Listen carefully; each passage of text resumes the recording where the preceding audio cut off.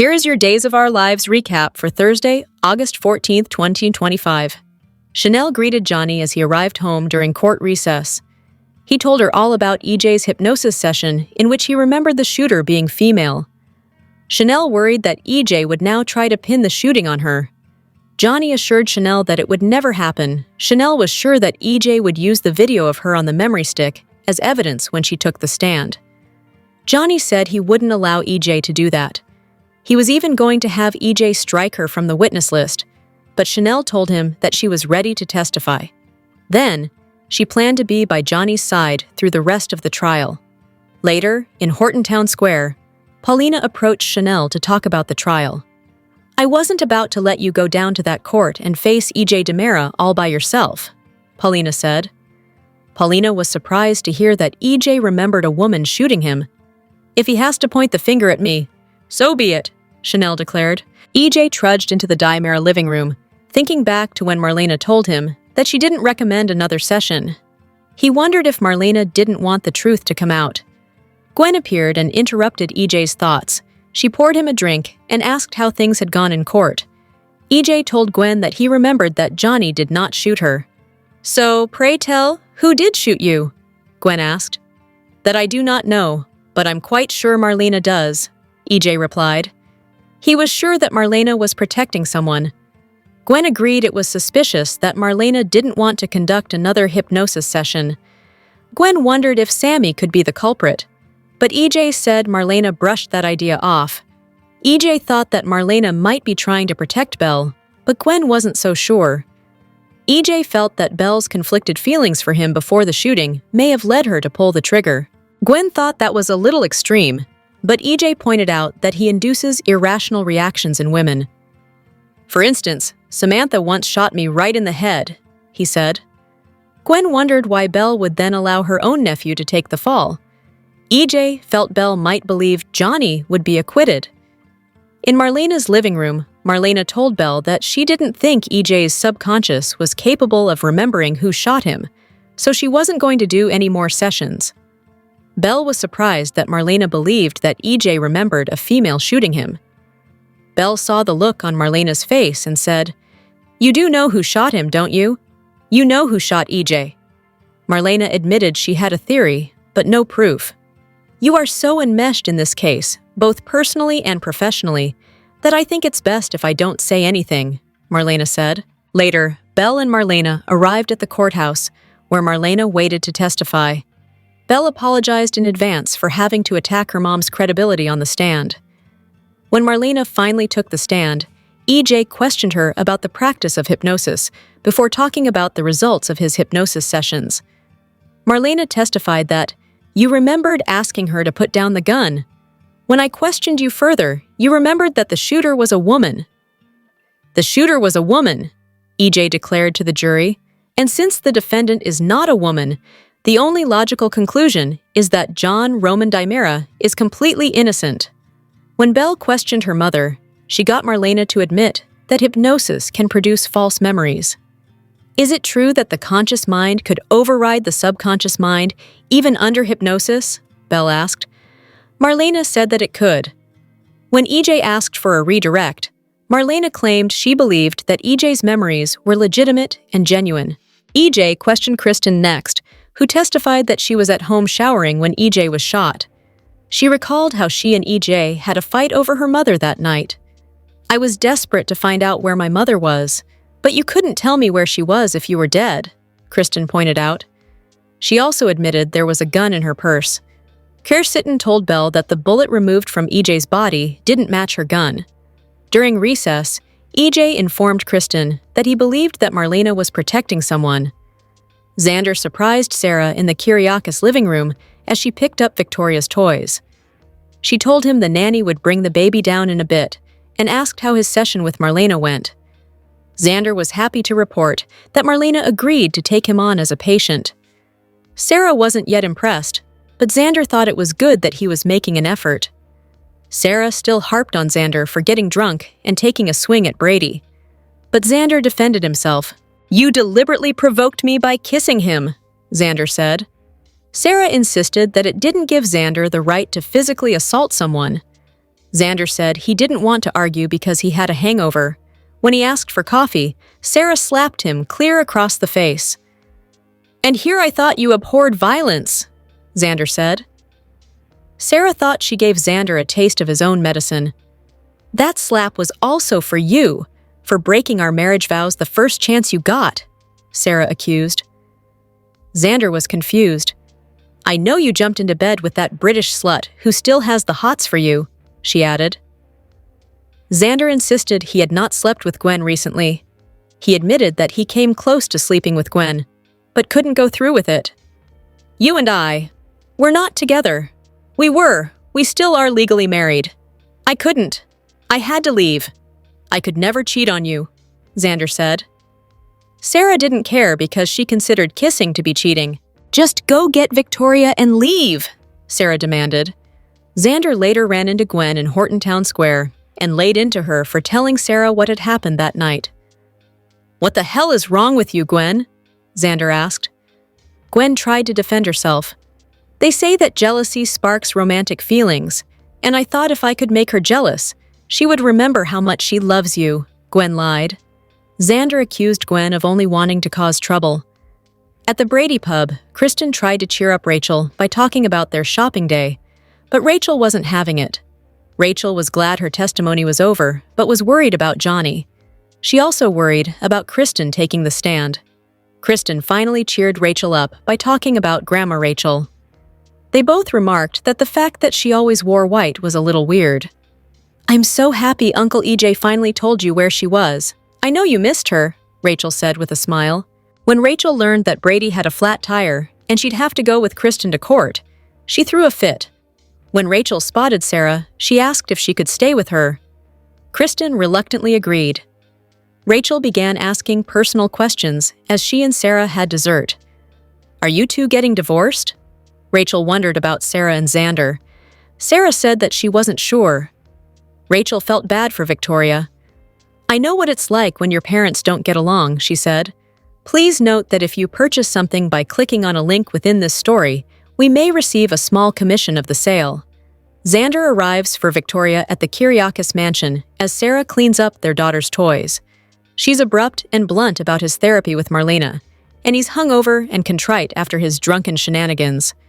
He asks for coffee for his headache, but gets a classic soap opera slap to the face instead. Sarah just wanted him to know what it's like to be on the receiving end of flying fists, but it's also for breaking their marriage vows with Gwen. Xander admits to going to Gwen's hotel room, but he didn't sleep with her. He could never cheat on her. Sarah points out that he did cheat by kissing that horrible woman who did horrible things to her. She tearfully shouts for him to get Victoria and leave. Kristen and Rachel eat at the pub after shopping.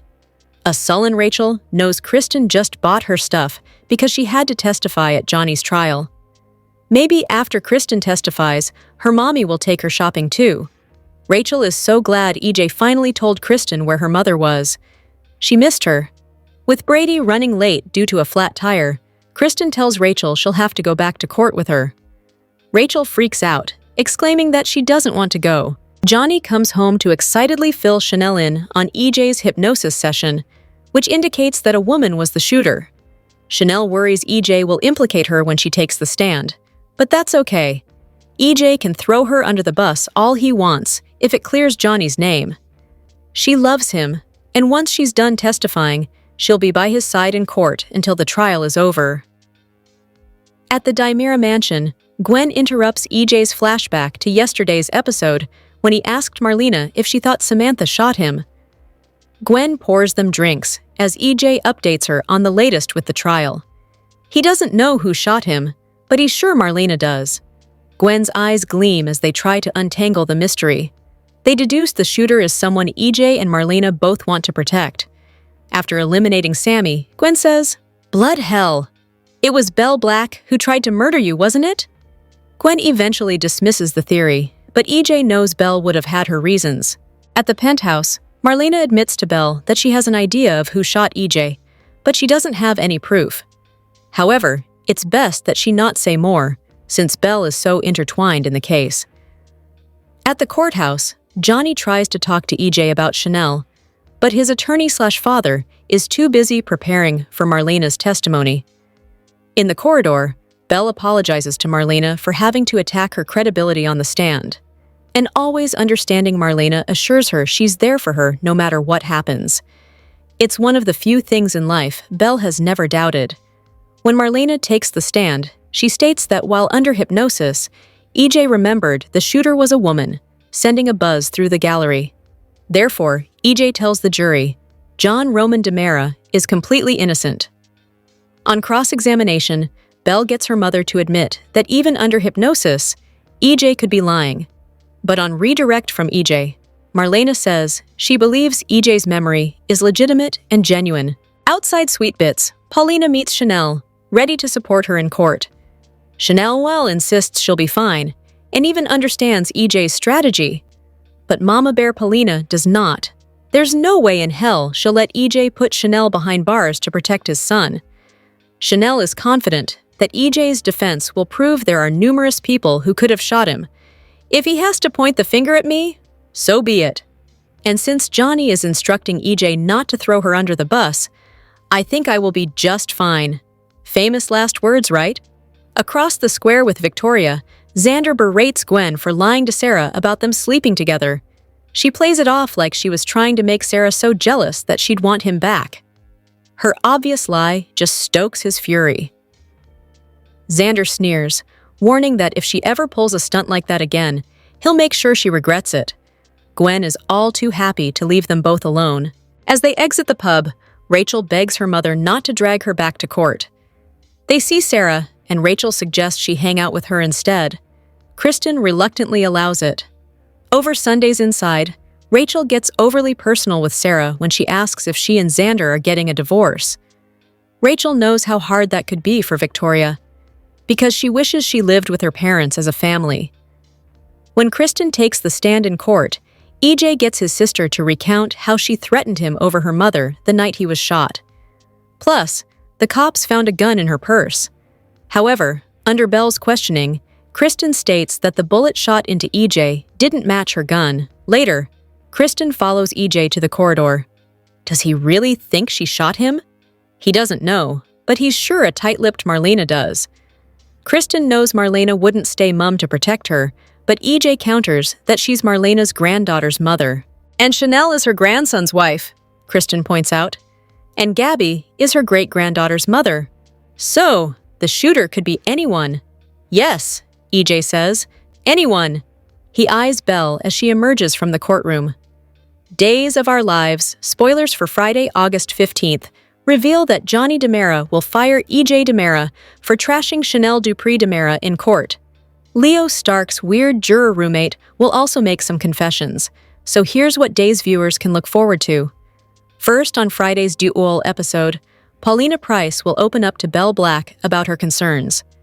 Since EJ is determined to put the focus on all the other suspects with motives to take him out, Chanel is next on the list. Paulina will fret over the possibility of Chanel landing in prison instead if EJ is too convincing. Between the Chanel video evidence and the fact that EJ remembered his shooter was female, Paulina will definitely grow worried about her daughter's future. However, Johnny is the one on trial at the moment, so he'll give EJ some instructions. Although Johnny will ask EJ to soften the blow when it comes to questioning Chanel, EJ will do just the opposite.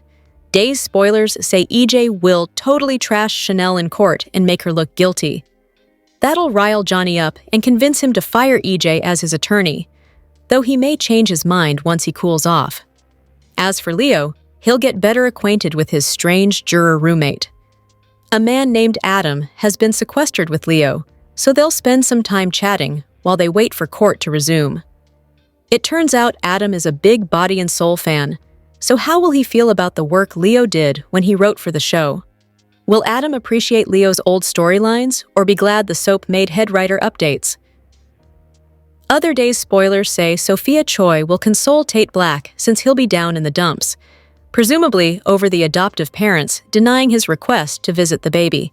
Sophia won't tell Tate that the adoptive parents don't really exist, and that Melinda Trask is the one behind the devastating letter instead. Days of Our Lives spoilers say Tate will continue to crave closure.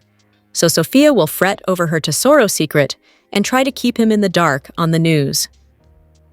On Days of Our Lives today, Wednesday, August 13th, 2025.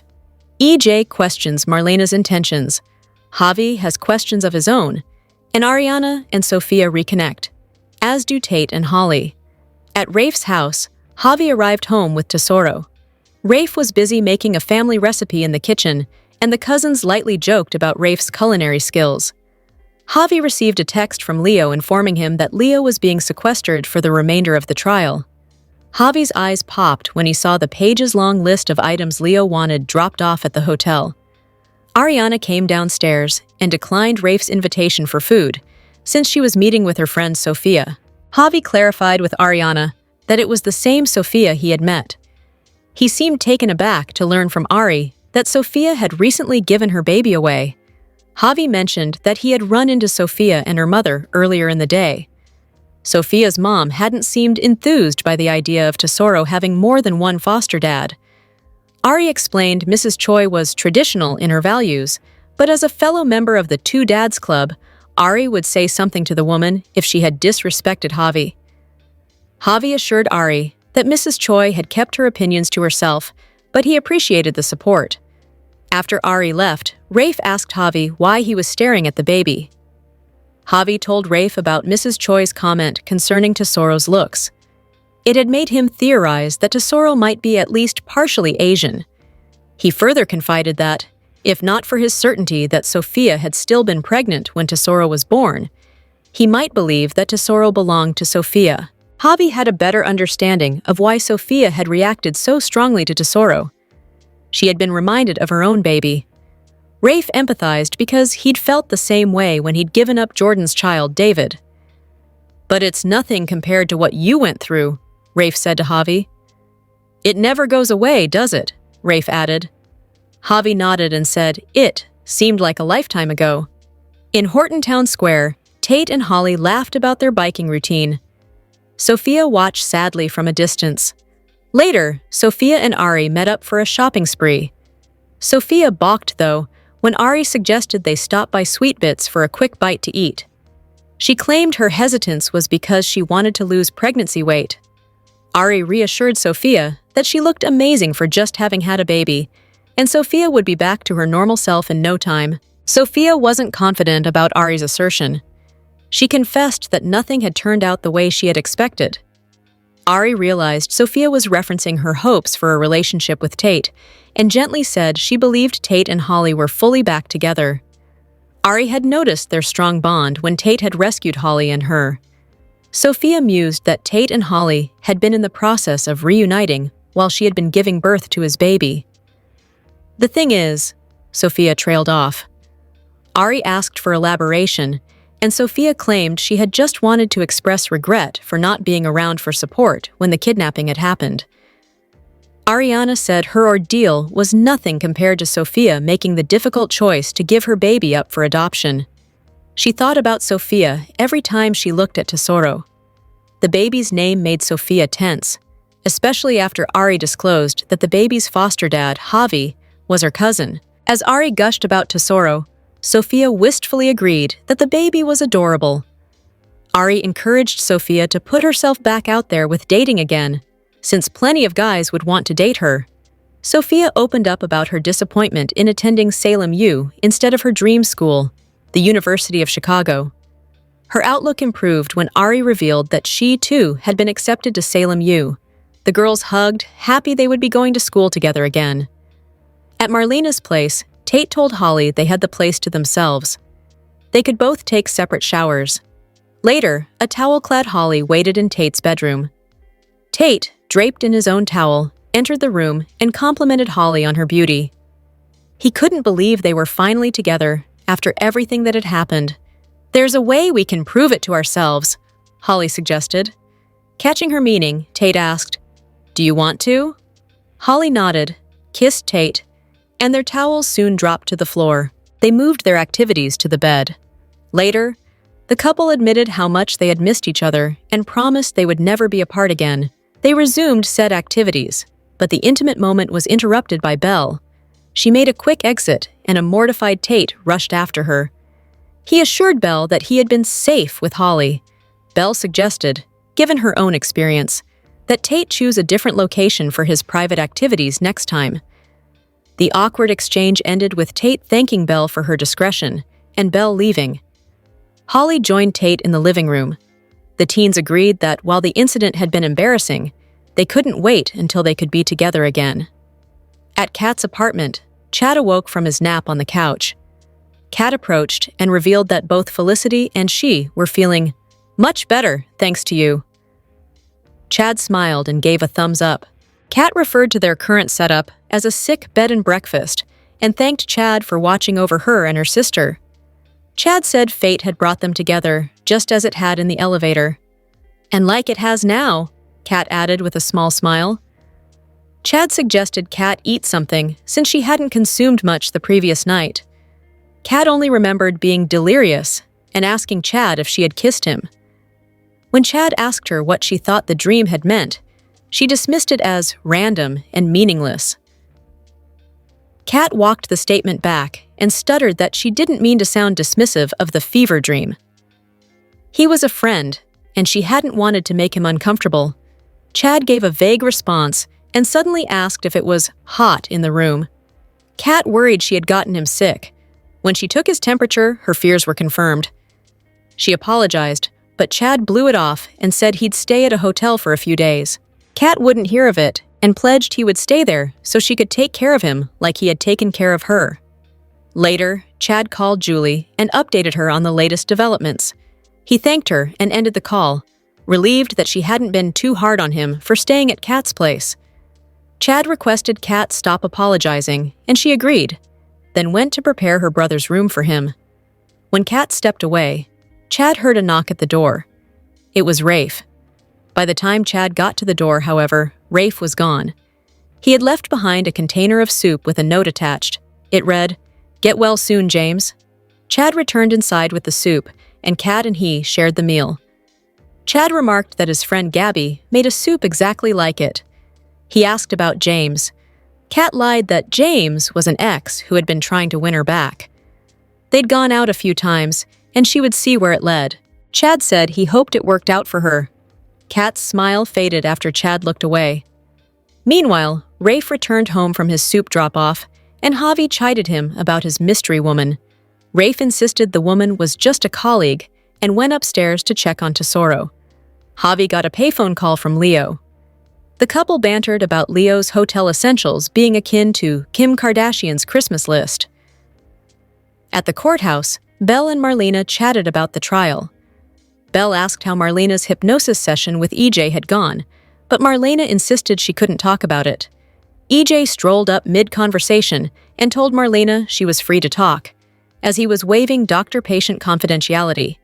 He also served Marlena with a subpoena to testify. After EJ explained his memory about the shooter being a she, Belle questioned to Marlena whether EJ's recollection had been authentic. Marlena believed it had been.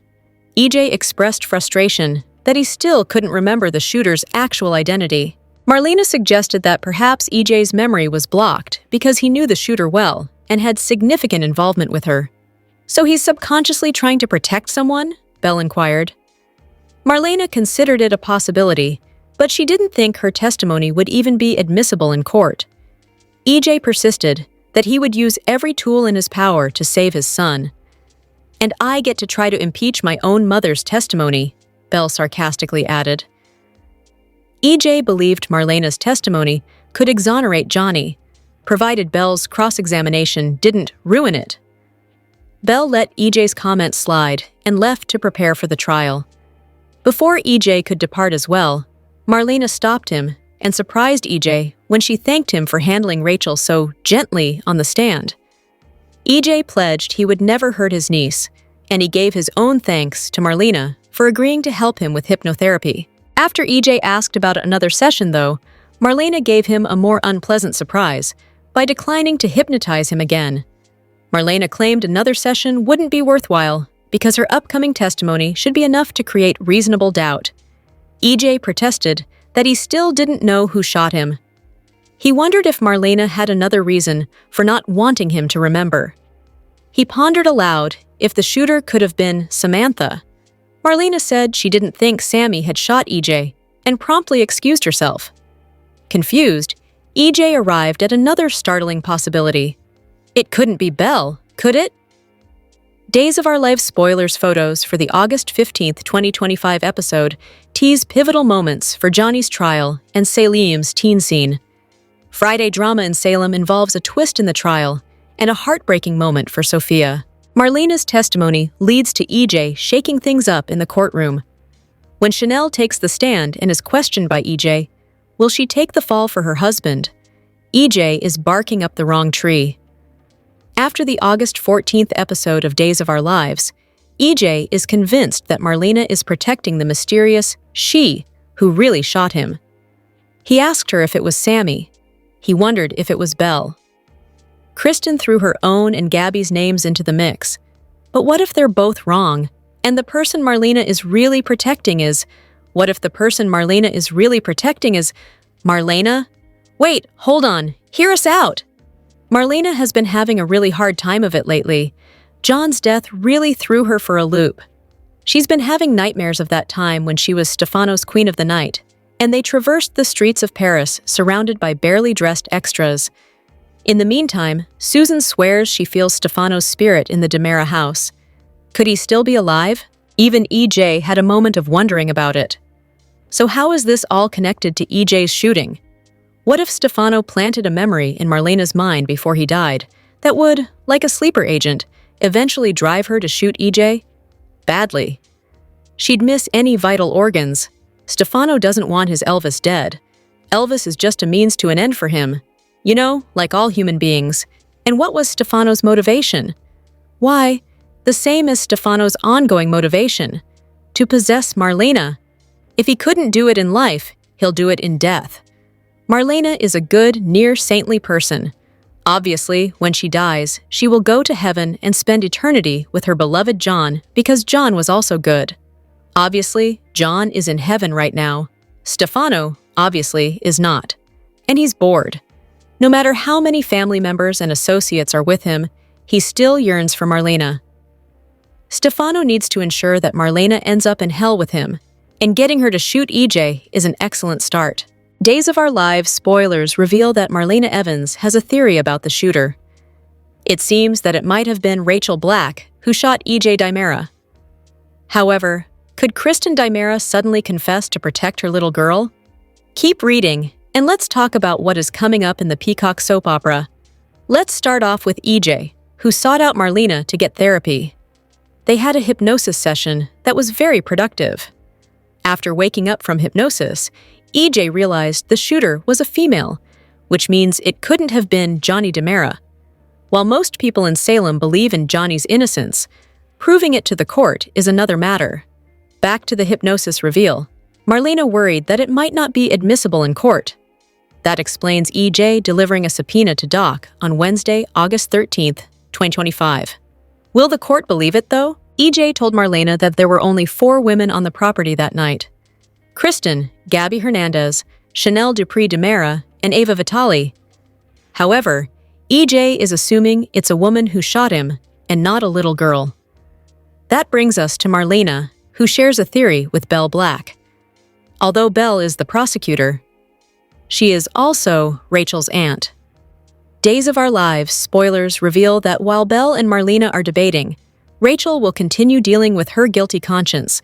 The little girl testified, but then freaked out to Kristen and Brady Black over sending Johnny to prison. It sounds like maybe Rachel was the one who could have shot that gun. During the Tuesday, August 12th episode, Kristen promised Rachel that she would do anything and everything for her. While a lot of parents say that, Kristen clearly means it. The blonde hasn't been around for a lot of Rachel's life, as she was bouncing between prison and being a fugitive. At one time, Brady took the fall, so Kristen didn't go to prison for stabbing Victor Kiriakis. The scheme didn't work, but it seems that Kristen could do the same thing for Rachel. Will Kristen confess to shooting Johnny in order to save her daughter from the consequences? While Kristen knows that their daughter needs help, she's also just a little girl. Do you think Rachel is guilty of shooting EJ? Will Kristen confess to protect her child? Days of Our Lives spoilers reveal that fans saw Belle Black break up with EJ DiMera after a difficult day in court. Was Belle right to end their relationship, or was she overreacting? Should Belle and EJ even be going up against each other in court? EJ thought he had the ultimate out when he kept pushing Belle in court. Once Johnny DiMera got on the stand, EJ decided to turn to his ruthless side, just as he warned Johnny that he was going to do. EJ even went as far as to expose his and Belle's relationship in open court to prove his point. The judge was not impressed by EJ's antics. EJ tries to push for a mistrial, but the judge refused to go along with that. The judge also pointed out that EJ was grandstanding and trying to make a mockery of the court proceedings. EJ was chastised for his antics and warned never to try to pull anything like those stunts again. Belle knows that her job is on the line with this affair, and she cannot afford to get in trouble with the Attorney General, who has threatened to have her disbarred. Belle cannot believe that EJ claims to love her and is trying to get her fired. Belle seems to have come to her senses and realized that EJ was just playing her yet again. Belle told her mother that she was right and that she should have listened to her. Unfortunately, Belle didn't listen at all. Since Belle cannot be recused from this trial since her nephew is the defendant, will Belle end up getting her nephew sent to prison for attempted murder of his own father? Let's be honest, EJ has done a lot worse things than pulled his little stunt on the stand. EJ has committed some horrible crimes. Belle also tried to assign this case to someone else in her office, but the judge wouldn't agree, and neither would the Attorney General. Belle also should think about what she would be willing to do if this was her daughter instead of EJ's son. Honestly, EJ was much better with several other women than he is with Belle. Since they weren't exactly the most popular couple, no one is going to be too upset. However, it seems there is a lot more drama to come in the rest of the trial. Who will end up winning in the end? Will Belle end up sending her nephew to prison for a crime he didn't commit?